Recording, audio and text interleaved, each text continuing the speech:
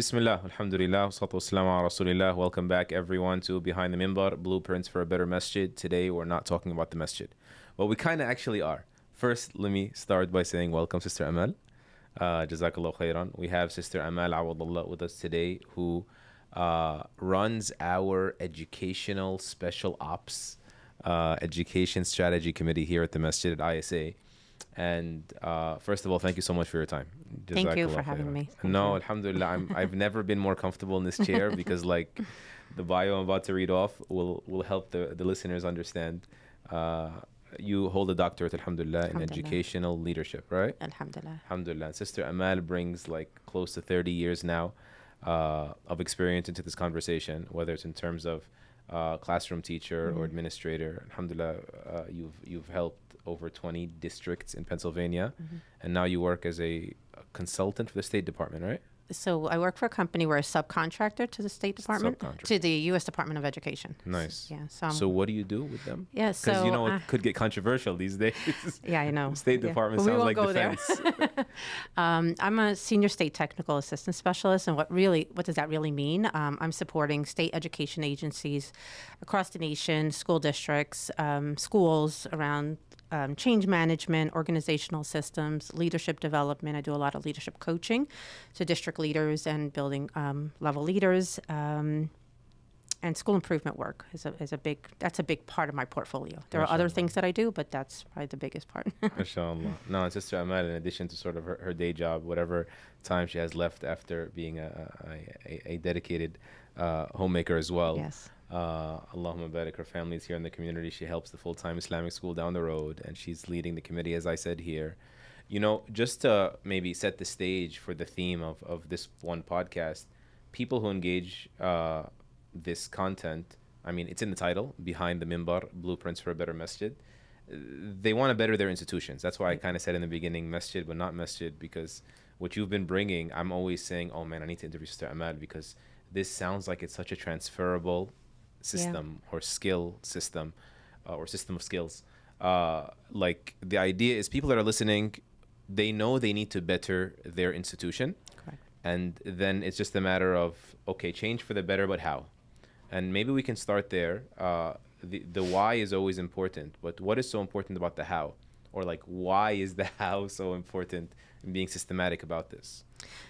So can I just take one step back and just make the connection that you had talked about, the work that I do in educational systems, and then how does that transcend to when you think about, the masjid and the organizations. And that's the biggest piece, is that an organizational system has so many components, and those components are people. I mean, that's the biggest part, right? The people that are in the system, but you also have policies and processes, and you have communication, technology, like all of these become part of that organizational system. And so that's why what we do in, what I'm doing in my work definitely transcends into this area, because, when we think of the masjid, it is an organizational system with different components. And so anytime you're considering a change or a change process, any change has an impact on other components of the system. And that's why it's important to think about, how do we really tackle organizational change? I'm going to sort of embarrass myself in front of you right now and say this sounds like Jenga. Jenga, the tower blocks. Yeah. You take one piece out, you want to go higher, but it could also cause a collapse. So you're talking about this with 30 years of experience, and I'm talking about kiddie blocks. So please forgive me. But that idea is huge, that you can't just will something into being. Correct. Right? You can't just butt heads with a mountain. Right. You can't underestimate change. And, there's an Islamic principle here, and I do want to open much more of the floor to you now. But I'm just thinking about, like, sincerity. Some people in every institution, perhaps, are so sincere, but you can also be sincere and wrong. And the Prophet ﷺ told us that. He said, when the person exerts their effort and passes a judgment and they're wrong. Exerts their effort mean they're trying really hard to be sincere. They're not sort of leaving anything, no stone unturned of the stones they know about, right? They're trying their best, but work smarter, work harder, right? They don't have it in them. And so he says, and they pass a judgment after exerting their all and they're wrong, they get a reward. And then if they exert their all and they wind up being right, they get 2 rewards. So it's like, yes, you're going to get for effort, but you may not get the intended outcome. Right. And you want to try to be right. You want to try to be effective. And that's the whole reason why there's a double reward there. Right. So you can be sincere and wrong and Allah will reward you, but that doesn't necessarily mean you're going to affect change. Correct. To be correct in your methodology to affect change is what you want to try to be, and that's why the reward was compounded there. So are there principles for people that don't sort of appraise change correctly, like some big lines, things they have to understand about reality in order to be able to put a dent in their current reality for the better? Yeah, I mean, one of the things we'll talk about is a framework that you would want to use, which a framework just maps out steps and processes that you would want to follow. And it helps to lessen the chaos, because when change, anytime you're taking on a change, you're really getting people to really think about their own mindsets, what their beliefs are. You may be pushing them to make some of those changes in terms of what they're so comfortable doing for the last couple years, or for sometimes, I mean, it's, as long as the organization has existed. And so you're changing some of those behaviors and those skills. And so you're thinking about, what do I need to do to ensure that these folks have the necessary skills, so that they also see and understand the reason for the change. But when we think about some principles that exist, change is learning. And so when we talk about learning, it's not me just educating and providing professional development, but really supporting the humans in the organization, getting them to really think about where are they and why are they so stuck in the ways that they've always done, and why is there a need to make some of the change that we need to make. And we can go fast, and then we're going to go slow, because now we got to clean up the whole mess that we just made when we went fast. But if we go slowly and really get people to understand the why, which is so critical. And then the other piece is, we always say, like, change is a process, not an event. I don't stand up here and say, okay, we're starting this year, and this is the change that we're making, and then never talk about it again, because that's it, we've done it. But it's really a process, because I got to really work with my folks to really understand, and then put some of those pieces that they need of supports in place. I have a brother in Dallas, Texas. His name is Sheikh Abdullah Oduro, works with us at Yaqeen Institute and elsewhere. He had his own organization called New You. It's for like new and renewed Muslims, like they're changing their life. And he always says to them that line you just said. He says, Islam, changing into the Islamic lifestyle, right? Islam is a process, not an event. And he says, don't be too hard on yourself, slow down, or else you will trip on yourself. Correct. And you won't get anywhere. Right. Islam is he said, entering Islam is an event, right? But living Islam, that's a lifelong process. Yes.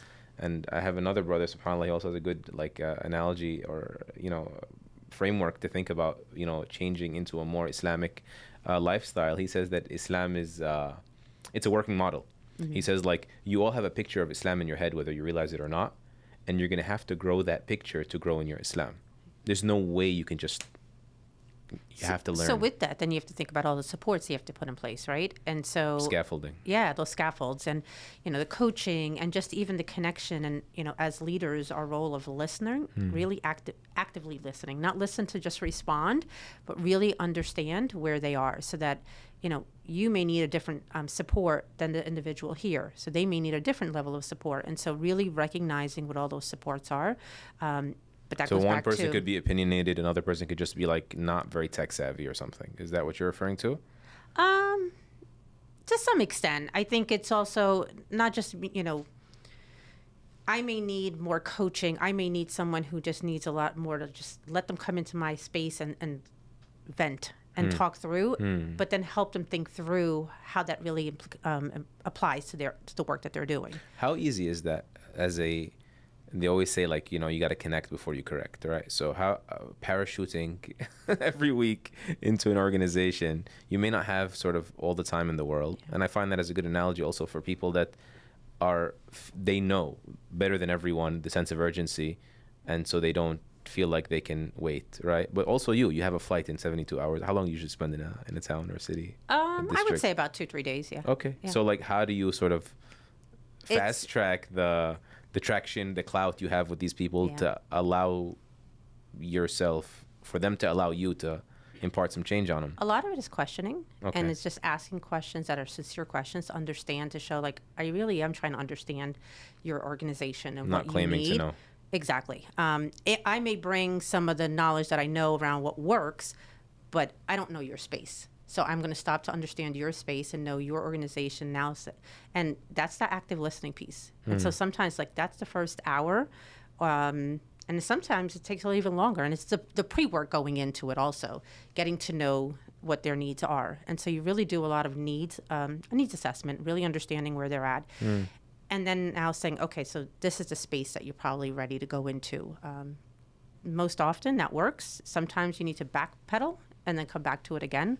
But it's really a big piece of active listening. It's really So supporting. if we bring this into the masjid or school, I'm sorry, I have so many questions. No, that's okay. Bring this into a masjid or school. Someone is given some room to grow the masjid. It's their term in the board, or they've been hired in a dedicated staff position. Go in there, meet with everyone, let them know I'm here to support you, Right. not the sort of like draconian, okay, and just ask questions. Ask questions. What are your needs in What your are your assessment? needs? What is working here? What are some of the things that you see as challenges? You're not coming in with the answers. You're listening first, because again, and you're listening to understand, really, and not to be reactive to their responses. You're not in the moment giving them solutions because you haven't really gotten to know the full organization yet. So change is learning. Change is a process, a gradual process. It's not just some event. What am I missing? Is that it?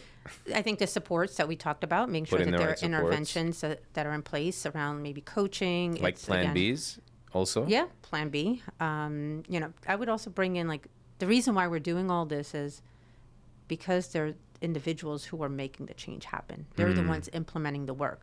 So the organization adopts the change. So we as, let's say, ISA, we're going to adopt this change, whatever this change is going to be. I'm not doing the work, all of it. There are people in the space that are doing this work, so I got to make sure that they understand it. They have the skills. I've heard them. They've been part of the process to really understand some of the changes that are going to need to happen. Can you think of a sort of a, I don't know, sob story is a bad word, not a good word, but like the opposite of when someone is not trying to be the facilitator of the change, but someone forceful of change, and how that could backfire? Yeah, so I hired an administrator one year, several years back. And the school that we hired this administrator for, and the person wasn't the perfect fit for the organization. He was or wasn't? He was. On that's paper. why, yeah. On paper. On paper, but also had the skill sets, just felt that the change needed to happen like yesterday. Okay. So I think Sounds like me. This is getting awkward. the urgency was we had received a letter from the state that the school was now identified as a failing school. The community was in an uproar because the community, it doesn't really reflect actually what's happening in the school. But based on the way the state identifies the school, it was identified as a failing school. And so that was the urgency, and this administrator felt like, I need to make these changes that worked in my previous school system. And I said, the culture is not ready. The teachers are not ready for this. We need to make sure we work with them, understand their needs, get them to see what the implications are for the change. Didn't listen, went ahead, made this major change, lost the staff. It took almost 2 years, a little over 2 years, to regain the trust with those folks to the point where they actually were trying to push this administrator out. We worked together. The individual's still at the school after 12 years, successful. That's nice. School is in the top in the county, the top 3 schools in the county. And so, but it took time, and it was time that we didn't have to lose, but we ended up spending 2 years to go clean up and then rebuild the culture for them to really understand. You know, I'm on at least one imams group on WhatsApp, and I believe this is where one of the mashayikh was mentioning, like, do you guys have any idea what it means that, I put 10, 15 years into a place, and then the management changes and they just hit delete, we're trying something else. He's saying, like, that's like someone working on his PhD and all of a sudden someone just crashes his hard drive deliberately, maliciously. That's how it feels, at least, from like a perceptionist reality perspective. And I always try to think of the fact that, like, if I can't change something myself, I'm not going to critique it right now, because if they walk out, if they say no, I can't do it myself. Right. So unless we have the buy-in from them, and subhanAllah, the Prophet ﷺ did not flip the table on the Meccans. He left to Medina, where they were more receptive, right? More welcoming to his leadership, if you will. And then later on, he came back to Mecca. Right. And that is profound. Like, because if they even misperceive him as a Trojan horse, I'm just in here acting like I'm one of you, but I'm not. I'm really I'm not, doing my yeah. own thing. I have my own agenda. It doesn't work. It doesn't work. So that's like an internal factor. There's no buy-in from sort of those that are leading the change. And that's why they talk about you have to anchor it, and so that it's not as easy for someone to just come in and say delete. Because now when it's become part of the culture, it's become part of your processes and policies, and the people who are in the system say, this is what we've always done. This is what we're doing. Unless you can really, and that's why sometimes people get stuck in their ways, because it's anchored in the work that they do. And so if any other shift or change that's going to happen, that's why, again, it's that sense of urgency. What's the data that we're using? Why we got to make this change? And why, if we make this change, how would it even benefit the organization even more? So, sense of urgency just reminded me of Cotter, the book you're making me read. Yes. Let the record reflect. Leading change. Yeah, she's me. There's this wonderful book. If you're comfortable, I'd love to like pivot over to like if we were to roadmap it, or even like framework it in less abstract terms. I know we sort of hit the high level, the orbit. John Cotter, Harvard Business, Harvard Review. Yeah. So in the intro of the book, I'm hearing as an audio book. It's phenomenal. Yeah, it's like a book all about the mistakes I've made in my life. That's basically what I found so far. I'm not all the way through it yet, but there's quite a flex in the beginning, which Time Magazine lists it as top 25 books on management ever written in the last century, maybe. Translated to over 25 different languages. And the crazy part is that how it was spanning between so many different industries. Yes. And I was thinking, as I'm hearing so far, as I'm about a quarter through, that this is a human issue. Yes. Like, change happens at the hands of humans. Yes. And so, like, it's like a human psychology issue. Like, how do we get people to be malleable? How do we get people to buy in, be persuaded? The art of persuasion. But I haven't gotten through the full framework yet. You told me that sort of you operate within this framework. It's one of the, most useful in your experience. Let's go through it, because I don't know if we'll have time, and it's probably the worthiest use of our time as far as I can feel. I'm very excited. Sense of urgency reminded me of Cotter. Yeah. So I mean, when you first thing you do is that you light a spark. You light a spark. I mean, why are we making the change? What's the need for the change? And you got to have the data to back it. And so whatever that data is, if in my space, we're using often student data, student achievement data, growth data, or even perceptual data, which is so powerful.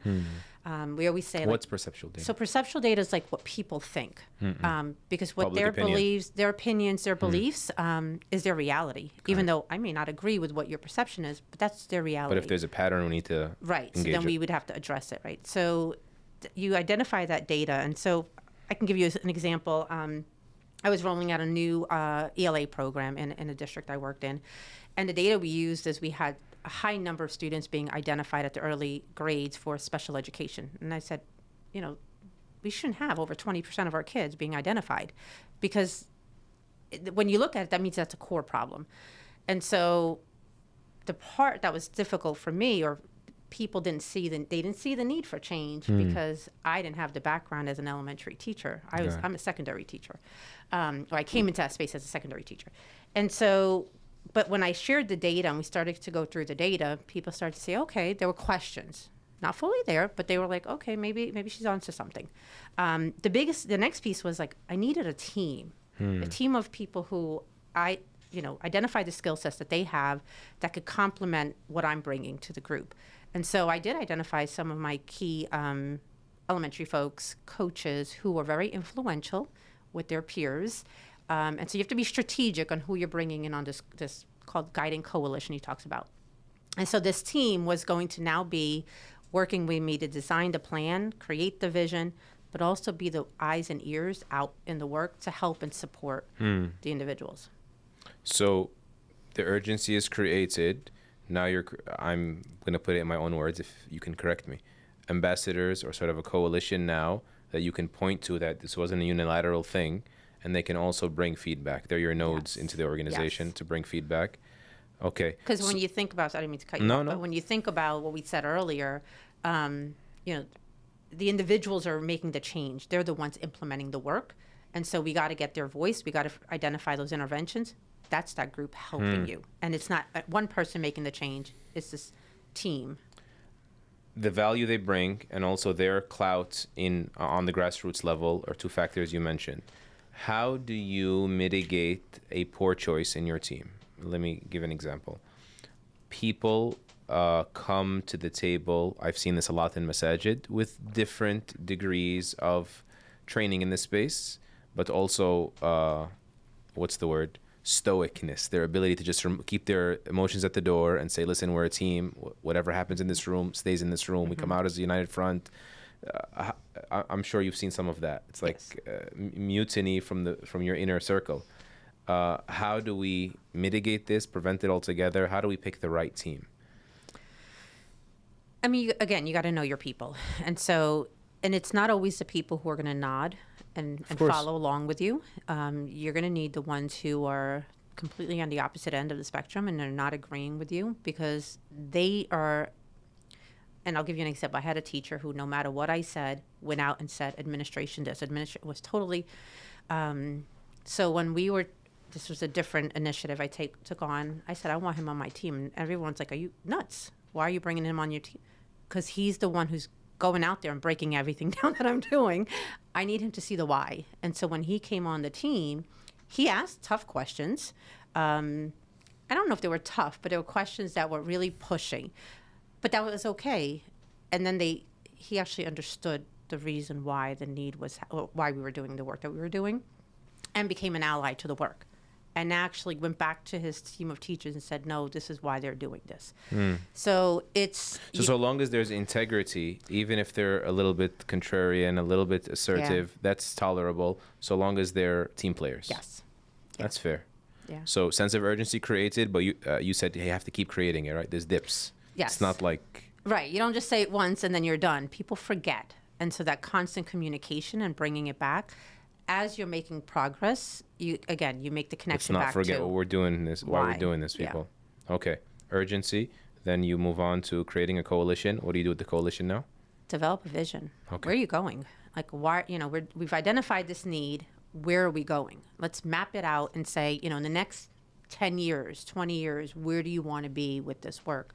And so have that clear vision, and a vision that's attainable. Because sometimes people say there's this like pie in the sky. I'm looking at this vision, I'm like, we're not going to get there. But it has to be a vision that people can see that it's attainable. And it stretches you, but it doesn't sort of like deflate you. Correct. Beautiful, beautiful. And then if you have that vision, so I remember a board member in this masjid. He may or may not be your brother. Okay. So your brother, one time, I had no idea, subhanAllah, like in passing, like what I do is I think about community. It's just like I dream about community. I've had dreams about construction workers in this masjid. It's weird. But the idea is that one time in passing, I told him, when are we going to get to this? I've been compiling this Google folder for 2 years. Every community I go to, I take a photo and I put it. He's like, Mohammad, you've never told us that.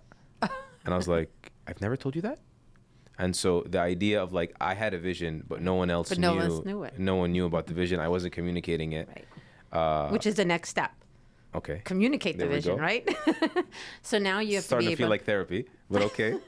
Bismillah. So when you communicate the vision, it's not just one time. It's not just through an email. It's multiple times in different formats and different ways and connecting it to the work that you're doing. And so, as you're saying, here's where we want to be in 10 years. Here's how we're going to get there. I bring it back again to the group. Maybe in the next couple of weeks, we've made some changes, or we've moved 2 steps across our action plan, and reminding them, this is where we're headed. This is where we plan to be. This is how we're getting there. And so it's bringing it back so that people could remember, okay, why are we doing this? And so when I have a tough day at work and I go home, I'm like, why am I doing this again? I got to remember that, it's because we're trying to get to this point.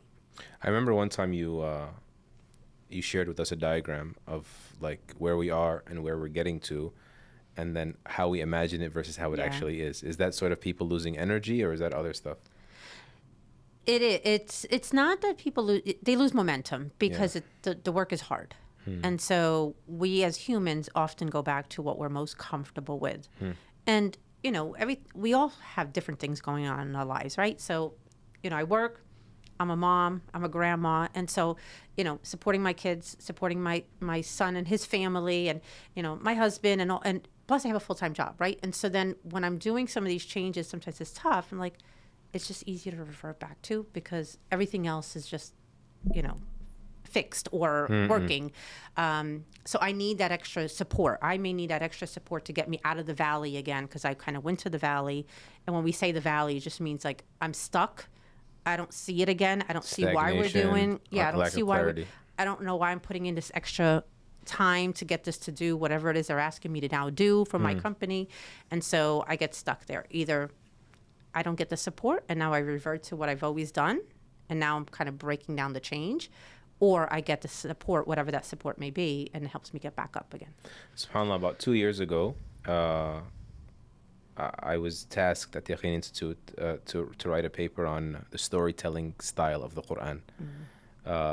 And it is basically predicated on some data about people kind of being a bit perplexed by why does the Quran have so many stories in it. It's like an old trope from Orientalist Eastern critics against the Quran. It's like stories are for kids, right? Of course, that's not true. Right. I mean, there's Instagram stories for a reason. People love to feel like they're in someone else's shoes, and so on and so forth. But the other one, the other sort of data nugget was that why do the Quran stories get styled that way? So, for instance, they're segmented. They're like dispersed, trickled all over the Quran, and also they're repeated. Long story, too much for this podcast, but one of the things that as I was writing that I landed on is this is going to be my go-to answer now. If I'm not in an academic paper, people tell me why does the Quran stories repeat so much? I tell them it's because you need to be told 1,000 times to clean your room. And of course, it's like, what do you mean? I'm an adult. But this room and this room got to get cleaned. They get cluttered all the time. And so the Quran is so wise in its sort of reinforcement and conditioning and the trickle effect. And that's huge. So communicating the vision also like urgency, not just communicating it once. So this is why, this is why, this is why. Right. And this is how, this is how, this is how. The vision. And okay. So where can I add something to, sure. And this goes to your khutbah today, when you started talking about the brain. The brain likes to make connections.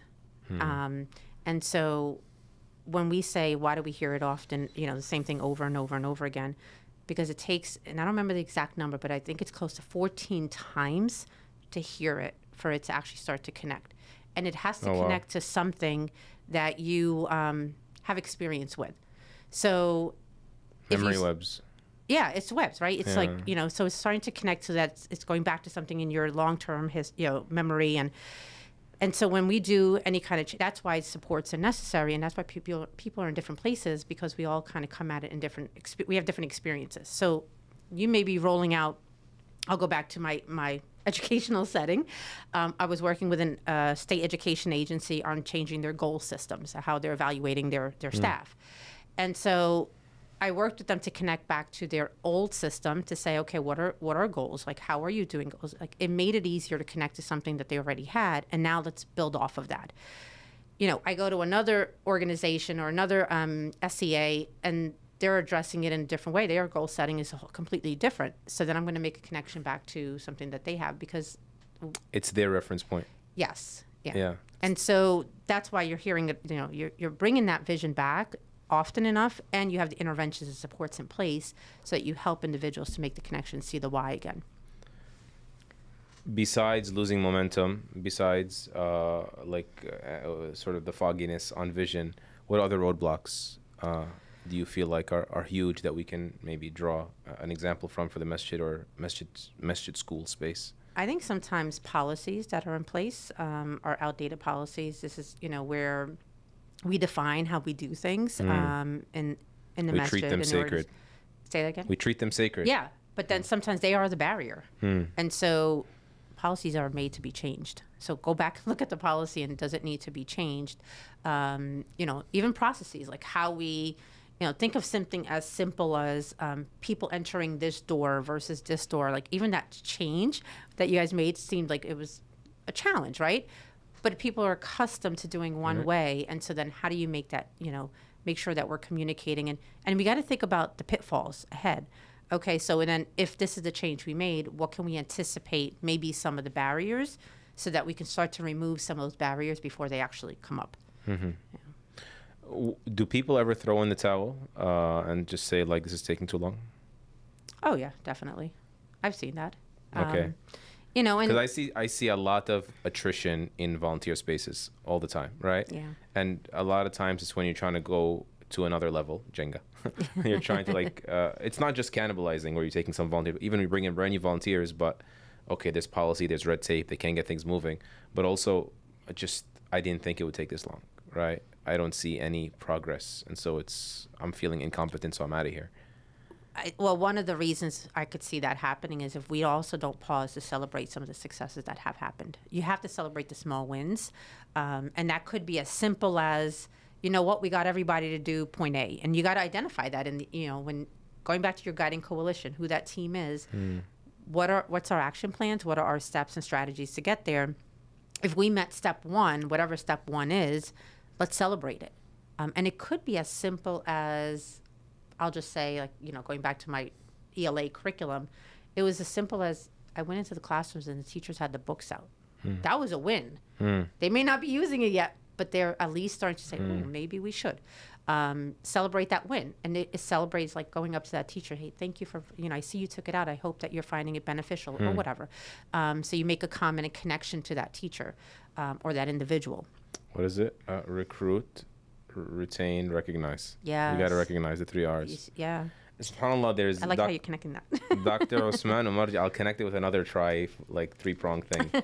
Dr. Osman Umarji, he is a motivational psychologist. His PhD was on motivational theories. And he says that like one of the leading theories in modern psych on motivation is that it's called self-determination theory. I always refer back to it. What makes someone want to do it themselves? Yeah. And he says it sits on 3 legs. Agency, like I feel like I have kind of the coalition thing you said. I kind of it's partly in my hands. And then he said competence. If like I feel like I'm a dud, no one likes to feel like they're a failure, right? So to recognize. Then the third one is belonging, that I feel responsible for this. Like it's on me and people are looking at me either way. And I don't think you can actually make people feel responsible for the fail unless they felt like they won also. So you want to give them like a reasonable goal and recognize them for reaching that reasonable goal, right? Not be distracted by your vision from seeing that we've made some strides towards the vision. And you use it as your momentum to keep moving. I mean, that's his next step. Just to recharge. Use that momentum of when you celebrated that small win, now consolidate that and continue to push yourself and the team forward in the work that you're doing. You know, even in the fundraising space, for those that are, always worried about the funds in a nonprofit world, they say that the IRS actually did some studies on why people donate in certain directions. The number one reason was like, I was asked to. It's so interesting. Like someone felt I was sort of like, worthy of being approached, or like they put me between a rock and a hard place, or he asked me before the next guy. So I kind of just reacted. But the second one was I got something in return. Really interesting, like whether it's hasanat, like good deeds, or just like plaque or something. And so some people think like it's a waste of money sometimes when you invest in your donors, show them some appreciation. Daniel Khan, who used to work here, he's the executive director for FYI now, Family and Youth Institute. He says one of his pet peeves, and this is profound. He said, I cannot stand how he didn't say Muslim spaces, but in all the spaces he's seen, which have been Muslim spaces, he says, we only celebrate someone upon their departure, right? Like the resignation or whatever else, or they're traveling away. Why do you only celebrate after it's over? You can actually cash in on celebrating them if you would not see this as a waste. The volunteer appreciation, just sort of like the employee of the month, like making mention of them. When you shed light on people, you get to shine as well. Right. If you want to lead some change, just throw some light, give as much credit as you can, and it'll reciprocate right back to you. So you said momentum was the next one.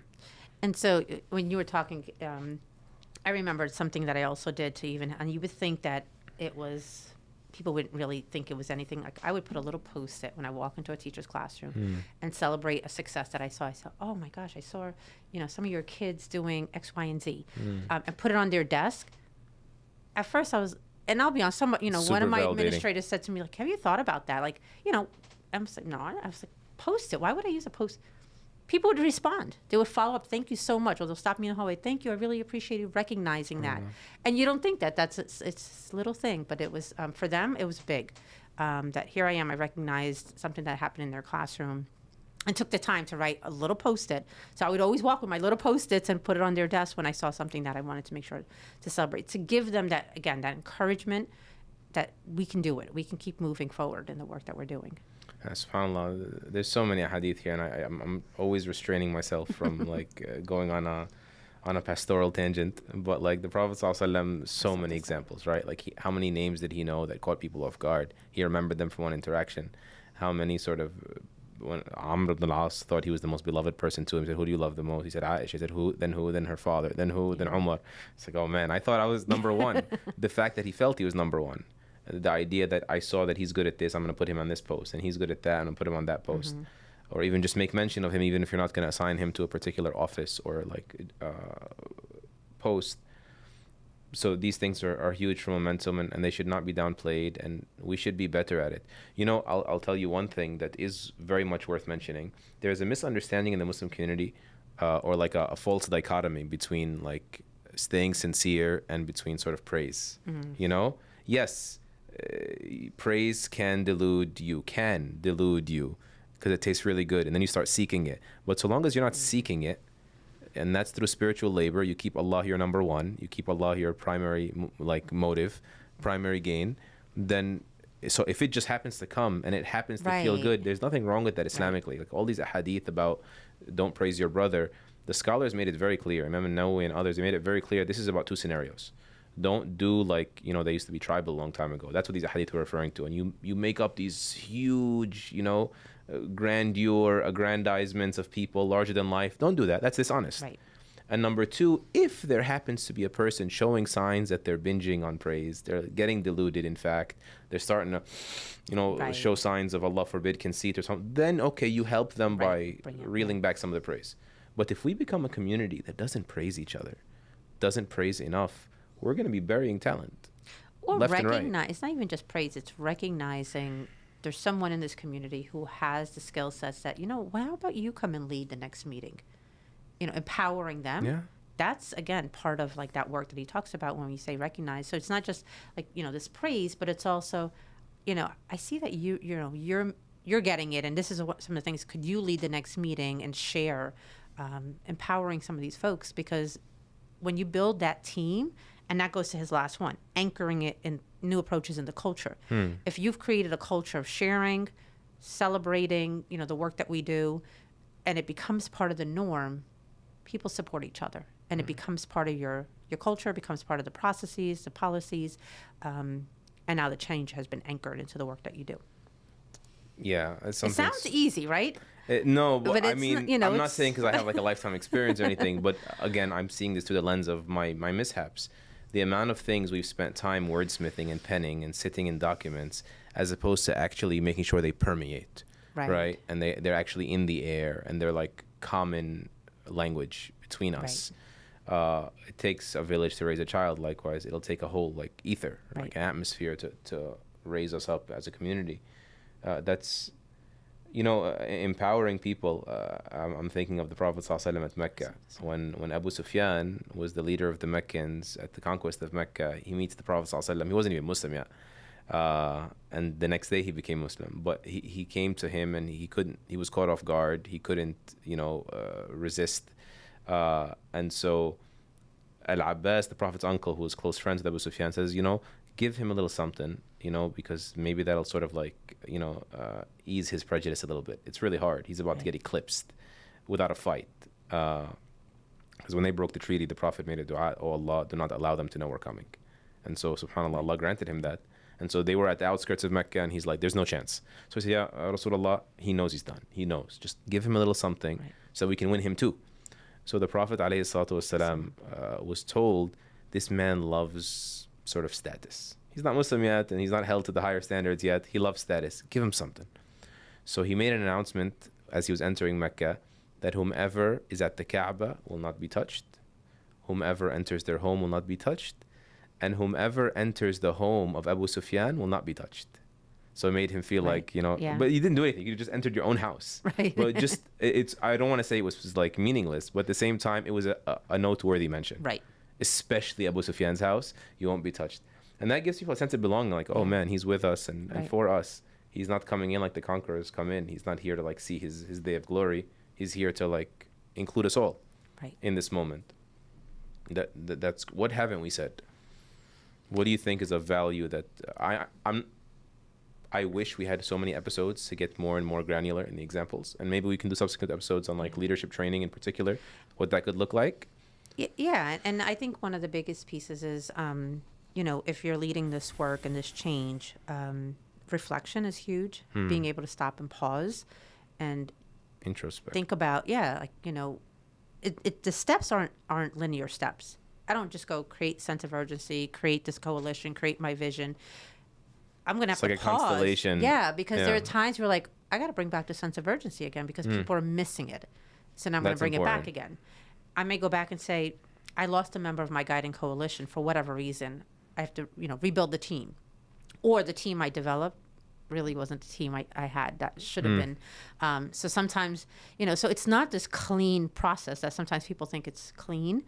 It's messy because we're working with people. And you think about everyone has their own beliefs, their mindsets. You know, when we say beliefs, we talk about like what their ownership is in the work that they're doing. And so they feel like it should be done this way because this is what we've always done. Or I think it, you know, I have my own opinions on it. And so, and then how do I capture all those pieces? So just, you know, when you look at his 8 steps, they're not these linear steps, even though it's written linearly. You got to be able to pause and stop as the leader to say, okay, maybe we're at a step that I got to go back to this step again because we're just not there. It's taking longer. I may have planned out the change in within a year. It's taking 2 years. But I got to look at where it's happening in along the way. And I got to have an action plan. I got to make sure I'm checking in. You know, and those check-ins could be I'm checking in with the people. I've maybe regular check-in meetings or just even popping in and visiting, you know, someone and just saying, hey, how's it going with you? There's that piece that you talked about, relationship, that connection. I really care enough that I'm asking you for your input. And people will know if it's sincere or not. Yeah. Yeah. SubhanAllah. So how much of this can a novice just dive their head into, right? They're obviously not going to just play and replay. They might, this video, but resource-wise, and also, I think, like, outsourcing this mission of change that we all recognize we need, or else you're not allowed to watch this episode. I say that an hour in. Like, do you recommend that they reach out? We can delete this part of the video, but, like, reach out to you, reach out to, like, others. What do you have in mind? I mean, they could, you know, if you wanted to even just learn about Carter's work, just Google Carter. Like, he has a whole website. I'll throw it in the description of the video, inshallah. And you can actually just put in your email and download his ebook, which has all 8 steps. And they actually have an updated one that incorporates a little bit more around, like, a faster process. It's very similar. They just merged some of the steps, and there are like, just some additional things that they add in there. Nothing that we really haven't talked about. You know, I'm always, you know, willing to help and support in any way. It's the work that I do, and so.